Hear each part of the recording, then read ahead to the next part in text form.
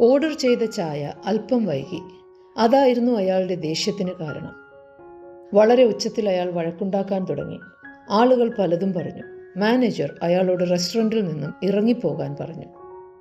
രണ്ടടി വെച്ചില്ല. അയാൾ തളർന്നു വീണു. എന്തു ചെയ്യണമെന്നറിയാതെ എല്ലാവരും പകച്ചു. പിന്നെ കുറച്ചുപേർ താങ്ങി അയാളെ തൊട്ടു മുന്നിലുള്ള ഹോസ്പിറ്റലിൽ എത്തിച്ചു. പെട്ടെന്ന് അയാളുടെ ഫോൺ അടിച്ചു. കൂട്ടത്തിൽ പ്രായമായ ഒരാൾ ആ കോൾ എടുത്തു. അച്ഛാ, എവിടെയാ? അങ്ങേ തലയ്ക്കല്ലേ? കുഞ്ഞു ശബ്ദം. മോനെ ഓപ്പറേഷന് കൊണ്ടുപോവുകയാ, വേഗം വായോ. അതെ, സ്വന്തം മകനെ രക്ഷിക്കാനുള്ള പൈസയ്ക്ക് നെട്ടോട്ടമോടുന്ന ഒരു മനുഷ്യനായിരുന്നു അയാൾ. ഒരാശ്രയമില്ലാതെ ആത്മനിയന്ത്രണം വിട്ടുപോയ ഒരു നിമിഷമായിരുന്നു അവിടെ നടന്നത്.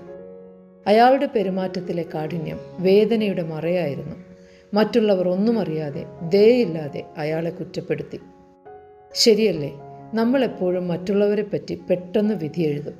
ഒരുപക്ഷെ അവരുടെ ദേഷ്യമോ നിശബ്ദതയോ അകൽച്ചയോ മറ്റെന്തെങ്കിലും കാരണം കൊണ്ടാണെങ്കിലോ, അവർ കടന്നു പോകുന്ന അവസ്ഥയുടെ പ്രതിഫലനമാണെങ്കിലോ. നമ്മളെല്ലാവരും ആരോടും പറയാത്ത ഒത്തിരി വിഷമങ്ങൾ ഉള്ളിലൊതുക്കുന്നവരാണ്. ദയയുള്ളവരാകുക.